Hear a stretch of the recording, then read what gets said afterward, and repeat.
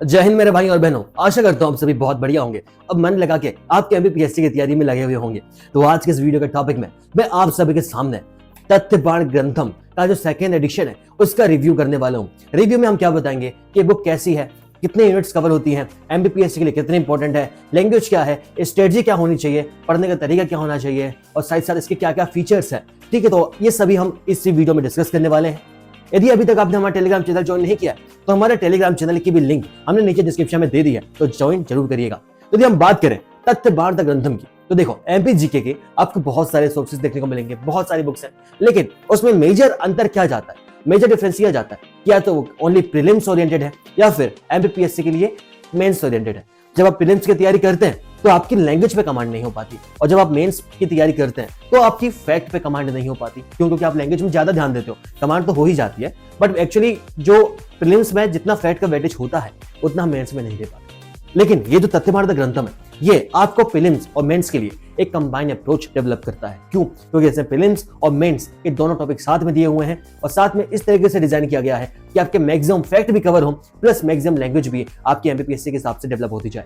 ठीक है, अच्छा हम इस बुक की बात करें, ठीक है, तो इस बुक में आपको लगभग 45 चैप्टर्स देखने को मिलते हैं। लगभग 624 पेज की ये बुक है, जिसका जो मार्केट रेट है 400 के आसपास आपको मिल जाएगा, और जो डिफरेंस होता है वो आपकी सिटी के हिसाब से थोड़ा रेट का डिफरेंस रहता है। यदि हम इस बुक की बात करें तो इस बुक में सबसे इंपॉर्टेंट फीचर्स मुझे क्या लगा, सबसे अच्छी चीज मुझे ये लगी कि ये प्रीलिम्स और मेंस की एक कंबाइंड अप्रोच पे बेस्ड है। सेकंड चीज, मुझे सबसे अच्छी बात इसकी क्या लगी, मुझे सबसे अच्छी बात ये लगी कि जिसमें जो लैंग्वेज का जो यूज किया गया है वो बहुत ही इजी लैंग्वेज है, इजी टू अंडरस्टैंड है, ऐसी लैंग्वेज यूज की गई है।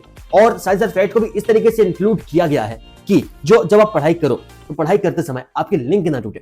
कई बार क्या होता है, हम जब फैक्ट बस पढ़ते जाते हैं ना प्रीलिम्स में, तो हमारी लिंक टूट जाती है, और जब हमारी उस टॉपिक से रिलेटेड लिंक टूटती है तो हमें वो टॉपिक अच्छे से समझ नहीं आता या फिर चीजें याद नहीं रह पाती, और इसी डर में और या फिर बोले हम इसी कंफ्यूजन में आके हम क्वेश्चंस को गलत करके आ जाते हैं प्रीलिम्स में। अब जैसे मैं आपको दिखाता हूँ, सबसे पहले मैं इस बुक का आपको इंडेक्स दिखाता हूँ। ठीक है, सबसे पहले आप यहाँ चेक करेंगे कि ये जो इंडेक्स है, टोटल इंडेक्स में आपको 5 सेक्शन में डिवाइड मिलेंगे। इसमें सबसे पहले है आपका मध्य प्रदेश का इतिहास, संस्कृति एवं साहित्य, इसमें टोटल आपको 13 चैप्टर देखने को मिलेंगे।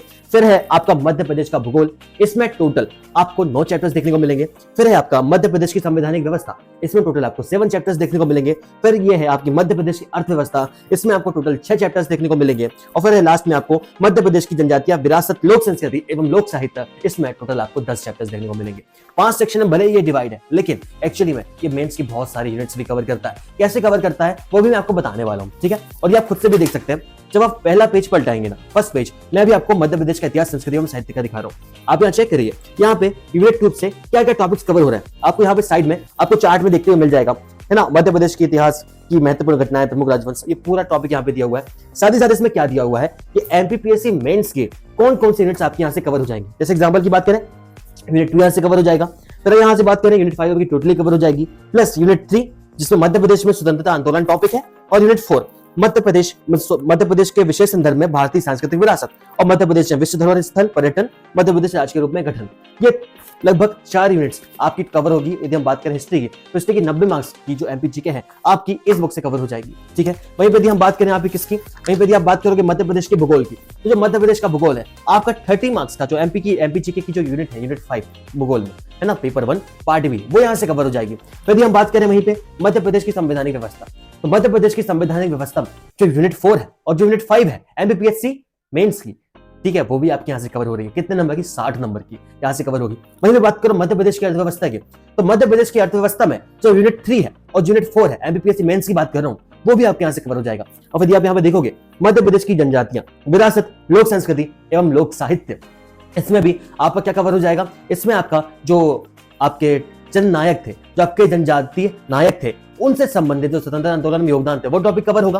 प्लस एक और टॉपिक आपका कवर होगा जो यूनिट 5 सोशियोलॉजी है, उसमें जनजातियों से संबंधित जो उनकी कलाएं एवं संस्कृति का जो विवरण आपको प्रस्तुत करने के लिए कहा गया है, ये यूनिट भी आपका वहां से कवर हो जाएगी। अगेन यदि हम बात करें इस बुक की विशेषताओं के बारे में कि इस बुक में मुझे क्या क्या चीजें अच्छी लगी, सबसे पहले इसमें लैंग्वेज आपको ईजी मिलती है, प्लस इसका जो प्रेजेंटेशन है, प्रेजेंटेशन बहुत ही यूनिक है। जैसे आप यहाँ पे चेक करिए, फ्लो चार्ट के माध्यम से यहाँ प्रेजेंटेशन दिया गया है कि चंबल घाटी, बेटवा घाटी, नर्मदा घाटी, सोन घाटी। यहाँ पे इन्हीं को बॉक्सेस में आपको क्या कर दिया गया, एक्सप्लेन कर दिया गया।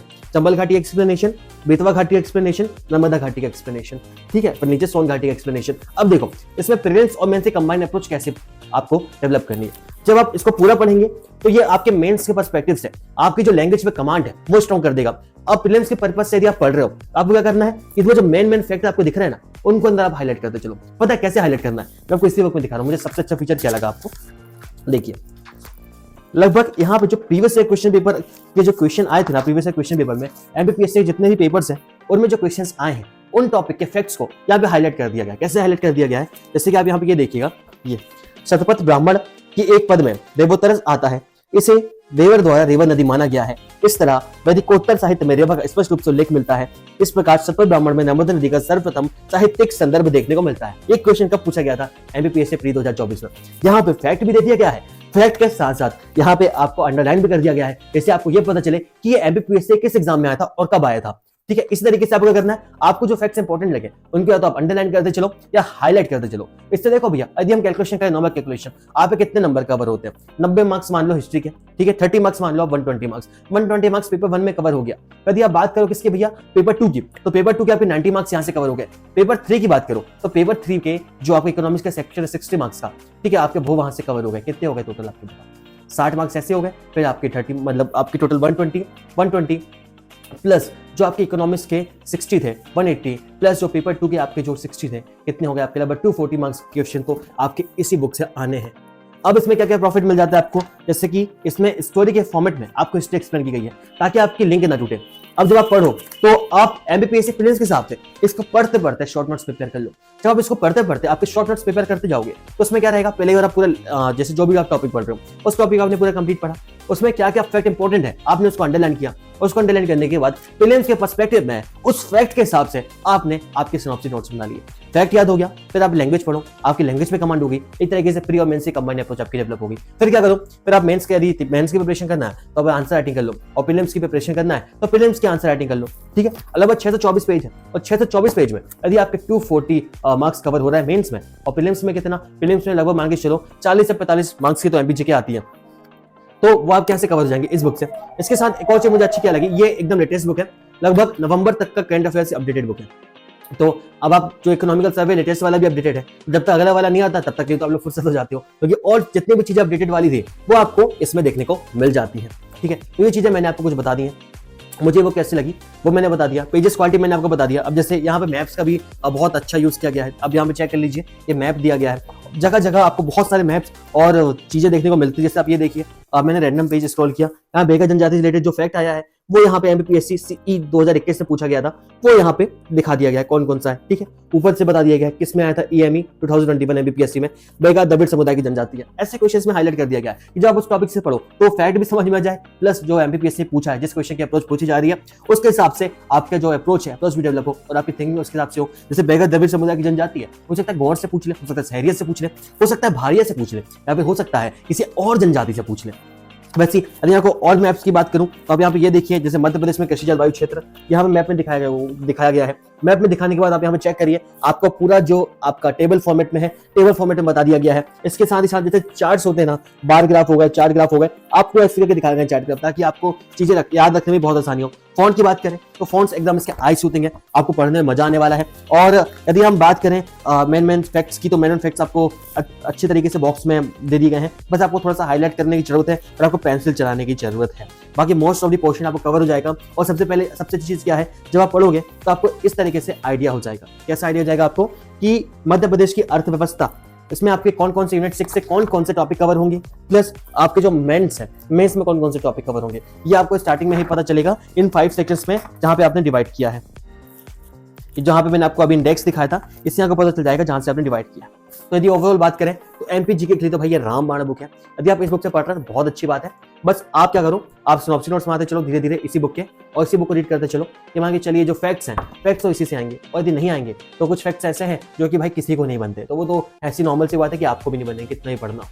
ठीक है, यदि आना है तो इससे आएंगे, और फिर यदि इतना बढ़ के आपको कॉन्फिडेंस डेवलप नहीं हो पा रहा तो आप फिर पढ़ते ही रह जाएंगे, आपको कॉन्फिडेंस नहीं आ पाएगा। तो इस तरीके से बात करें, बहुत अच्छी बुक है, यदि आप चाहें तो इसको ले सकते हैं। ठीक है, तो फिर अब मिलते हैं अगली वीडियो में, तब तक के लिए जय हिंद, जय भारत, वंदे मातरम।